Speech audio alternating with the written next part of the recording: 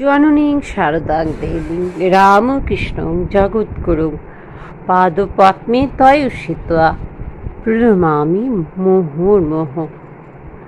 ভক্তমণ্ডলী, ধারাবাহিকভাবে যোগমায়া রাধারানী এই পর্ব নিয়ে আমি করছিলাম। ধারাবাহিকভাবে পর্বটি চলছিল, আজ শেষ পর্ব।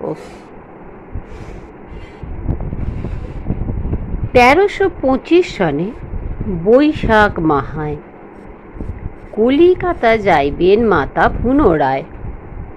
রাধু দিদি আছিলেন তবে তাজপুরে। জয়রাম বাটি তাহে আনালেন তারে।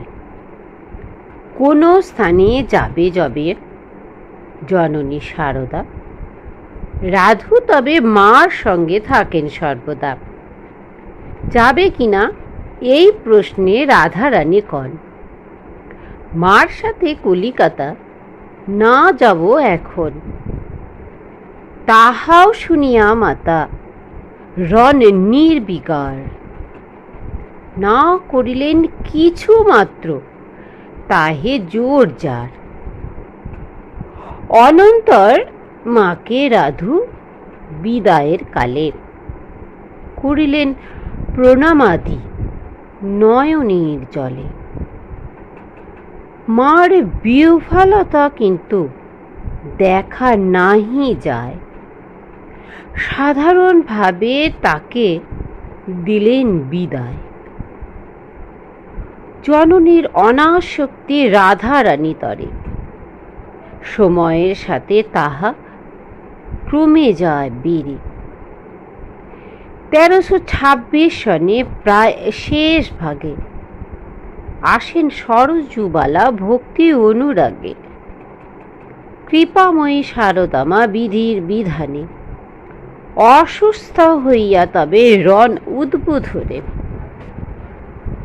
কন্যাকে হেরিয়া মাতা কন ক্ষোভ ভরে, ধর্ম কর্ম দেহ সব গেল রাধু তরে।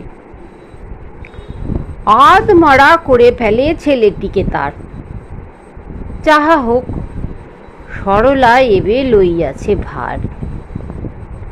স্নেহধন্য কাঞ্জিলাল বিশিষ্ট ডাক্তার ছেলেটির তরে বলে গেল বারবার, রাধু কাছে ছেলে যদি থাকে এইভাবে, চিকিৎসায় কোনো ফল পাওয়া নাহি যাবে। নিজের দেহের যে যত্ন নাহি জানে, কিভাবে পালিবে সে তাহার সন্তানে। আবার নতুন রোগ দেখা যায় তার, নাহি জানি কি বা ইচ্ছা প্রভুর আমার। যাহা ঘটিবার যাহা তাহা ঘটুক এবারে, না করিব চিন্তা আর আমি রাধু তরে। এইভাবে ক্রমে ক্রমে প্রভুর ইচ্ছায় রাধু হতে জননীর মন সরে যায়। 1327 সালের নববর্ষ দিনে আসেন সরজুবালা তবে উদ্বোধনে। সন্ধ্যারতি পর তিনি শনিবারে পান। কাঁদিতেছে তারস্বরে রাধুর সন্তান। তখন সময় নয় তাকে খাওয়াবার, তবু রাধু খাওয়াইতে চায় বারবার। অসুস্থ হইবে ছেলে খাওয়ালে তখন, জননী রাধুকে তাহে করেন বারণ।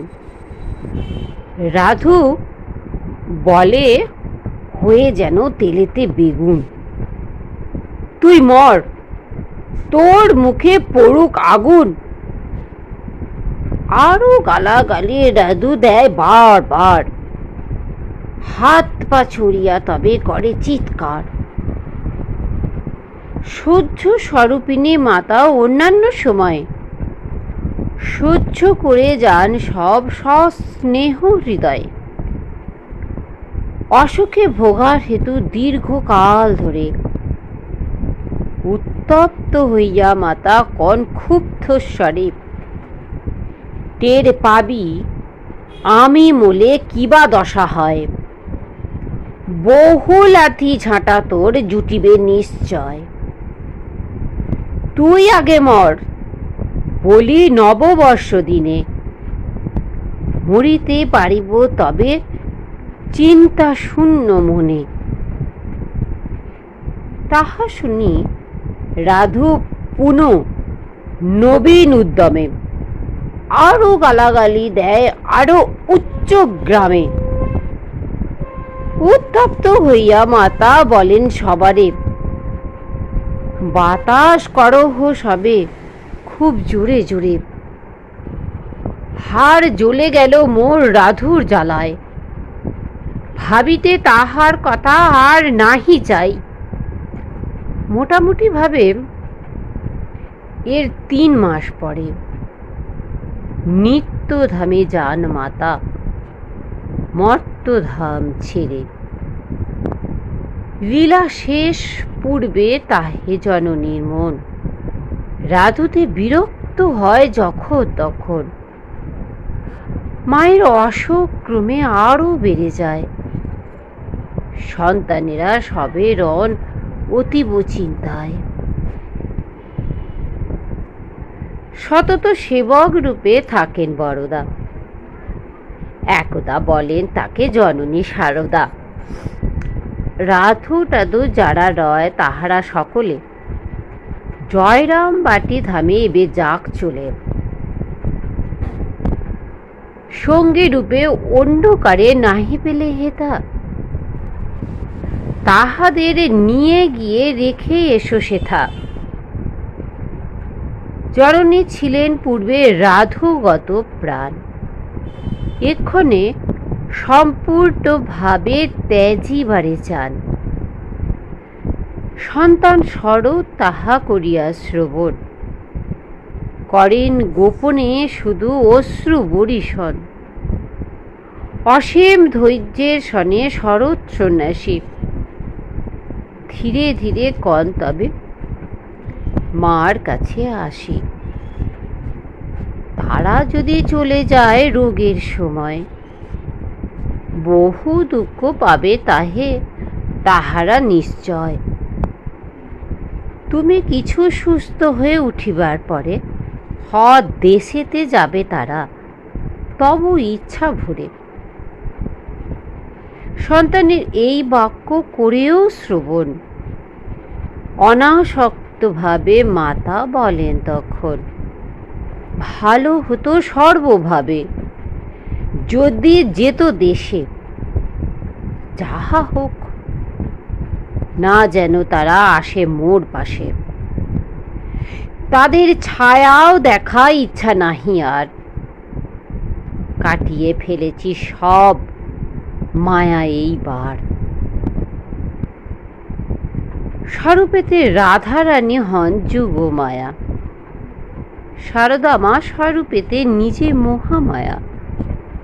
প্রকট লীলায় করি রাধুকে আশ্রয়, মার নরলীলা চলে সকল সময়। রাধু হতে উঠে গেলে জননীর মন, জননী করেন তবে লীলা সংবরণ।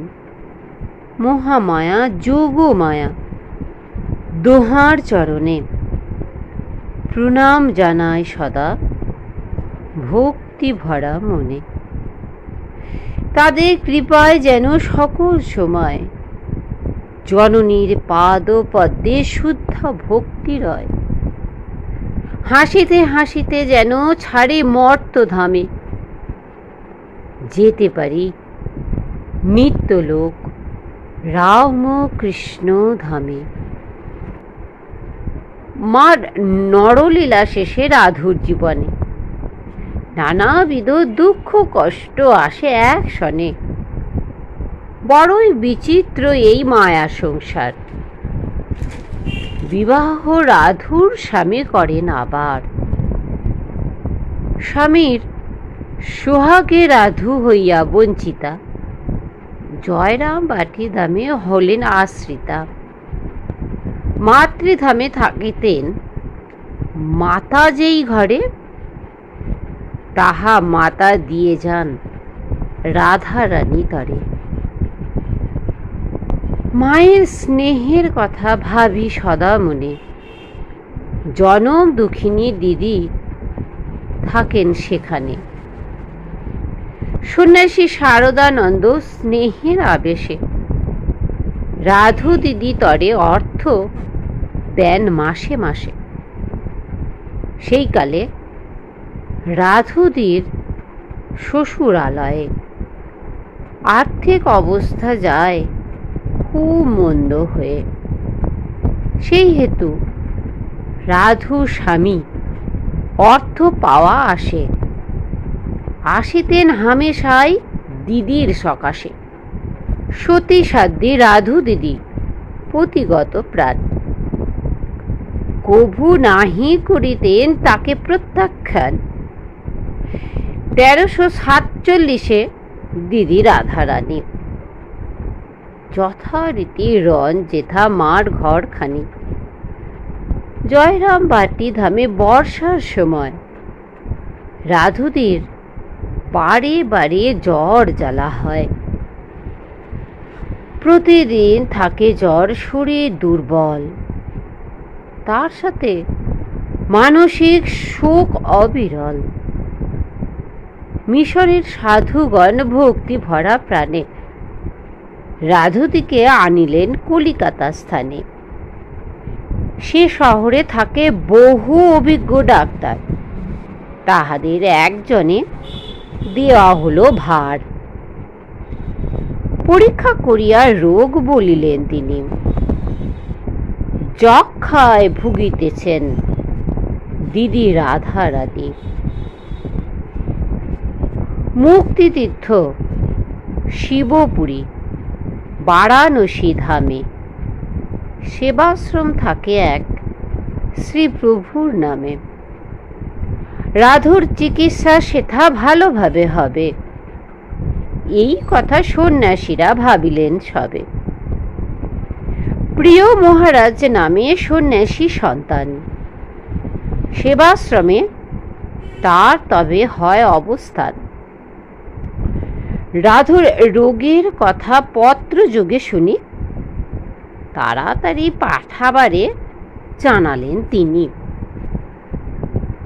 সে সংবাদ পাইয়াই সন্ন্যাসী বড়দা রাধুকে লইয়া কাশী পৌঁছান একদা। রাধুর চিকিৎসা তরে যথা প্রয়োজন সেসবের বন্দোবস্ত হইল তখন।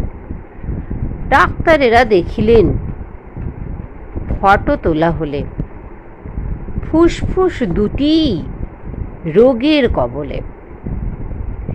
102 ডিগ্রি জ্বর প্রতিদিন, তার সাথে খুসখুসে কাশি নিশিদিন। সেবার ব্যবস্থা তাহে সকল প্রকার, কিন্তু তার বাঁচিবার আশা নাই আর। ফেরা পূর্বে শ্রী বড়দা বৈকাল বেলায় গেলেন রাধুর কাছে লইতে বিদায়। অশ্রু চাপে কন তিনি আশ্বাসের সুরে, কলিকাতা স্থানে আমি যাব আজ ফিরে। চিন্তা নাহি করে তুমি থাকো হেথায়, সুস্থ হয়ে ফিরে যাবে তুমি পুনরায়। আমি আসিয়া পুনঃ কিছুদিন পরে জয়রাম বাটি নিয়ে যাব তোমারে। তাহা শুনে ক্ষীণ কণ্ঠে কন রাধারানী, কি অসুখ ধরিয়াছে তাহা আমি জানি। তোমরা গোপন রাখি না করো প্রকাশ, কিন্তু জানি ধরিয়াছে মোর ক্ষয় কাশ। এই রোগ কারো যদি ধরে একবার, সেই ব্যক্তি কিছুতেই নাহি বাঁচে আর। তবু তুমি বলিতেছ সুস্থ হলে আমি জয়রাম বাটি পুনঃ নিয়ে যাবে তুমি। অন্তরে চাপিয়া শোক সে বড়দা কন, এইসব চিন্তা তুমি না করো এখন। তোমার চিকিৎসা তরে যাহা দরকার করেছেন প্রিয় দাদা ব্যবস্থা তাহার। ভবিষ্যতে প্রয়োজন যদি কিছু হয় প্রিয়দাকে বলিলে পাইবে নিশ্চয়। তাহা শুনি রাধুকর মৃদু হাস্য শোনে, সে সবের কথা আমি না বলি এখানে। সব জেনে শুনে তুমি বলো বাজে কথা, সে কথা শুনিয়া আমি মনে পাই ব্যথা। কাশীধামে মরিলেই জীবে মুক্তি পায়, সেই হেতু আমাকে রেখে যেতেছ হেথায়। থাকিলে মায়ের কাছে এতদিন ধরে, শেষে কিনা এই চিন্তা আনিলে অন্তরে। জন্মাবধি নিয়েছেন যিনি সব ভার, থাকা তরে দিয়েছেন ঘরখানি তার। তাহার আশ্রিত আমি যুগ যুগ ধরে। তিনি কি না ভেবেছেন মোর মুক্তি তরে। আস্থা করে মরিলেও তাহার কৃপায় জানিবে আমার মুক্তি হাতের মুঠায়। ক্ষীণ কণ্ঠে দীপ্ত বাক্য করিয়া শ্রবণ, তাহারা করেন সবে অশ্রু বরিশন। কিছু থামি দিদিগণ প্রত্যয়ের সনে, মৃত্যু স্থান তরে চিন্তা নাহি এনো মনে। ঠিক হয়ে আছে মোর মরিবার ঠাঁই, সেথায় মরিব যেন মায়ের ইচ্ছায়। সেই দৃঢ় বিশ্বাসের সদীপ্ত ঘোষণা শ্রবণ করিয়া সবে হন অন্যমনা। বুঝিলেন কার মেয়ে হয় রাধারানী, সিংহীর শাবক রূপে নিজেও সিংহিনী। জননের লীলা কার্যে যোগমায়া রূপে এসেছেন রাধু ঢাকি আপন স্বরূপে। লোকবদ্ধ শ্রী রাধুর থাকে আচরণ, স্বরূপেতে থাকে নিত্য অনাসক্ত মন। ভক্তি মুক্তি কিছু তরে কোনো চিন্তা নাই। জানেন জননী মোর আছেন সদাই। মৃত্যু পূর্বে রাধু দিদি আবিষ্ট হৃদয়ে ফিরিলেন পুনরায় মায়ের আলায়। আদ্যাশক্তি মহামায়া সারদা জননী ব্যবহার করিতেন যেই ঘরখানি, মায়ের চরণ স্পর্শে হয় সেই স্থান সর্বতীর্থ সার রূপে মহাতীর্থস্থান। সেই স্থানে রাধু দিদি ছাড়ি নিজ কায়া যাইলেন পুনরায় যেথা মহামায়া। লীলা কার্যে সহায়তা হলে প্রয়োজন, মার সাথে পুনঃ তার হবে আগমন। দোহাকার শ্রীচরণে জানাই প্রণাম, প্রভু পদে প্রীতি যেন থাকে অবিরাম। জয় মা, জয় রাধারানী। সারদা পথের কথা অমৃত সমান, শ্রবণে পঠনে স্নিগ্ধ হয় মনোপ্রাণ জননীর লীলা কথা, হয় যে স্থানে প্রভু রাম কৃষ্ণ সদা রণ সেই স্থানে। শ্রীপ্রভুর কৃপা সবে লোভিতে অপার, হরিরাম কৃষ্ণ জুড়ে বলো 3 বার, বলো হরিরাম কৃষ্ণ, হরিরাম কৃষ্ণ, হরিরাম কৃষ্ণ। নমস্কার ভক্তমণ্ডলী, যোগমায়া রাধারানী এই পর্ব আজ শেষ হলো। এরপর আরও কোনো একটি বিষয় নিয়ে আমি অবশ্যই আপনাদের কাছে উপস্থিত হব। আপনারা সকলেই ভালো থাকবেন, সুস্থ থাকবেন, আমার সঙ্গে থাকবেন। যদি আমার ভিডিও ভালো লাগে অবশ্যই একটা লাইক দেবেন, কমেন্ট করবেন। আপনাদের একটি কমেন্ট আমাকে অনেক প্রেরণা দেবে। অবশ্যই সাথে থাকবেন। নমস্কার।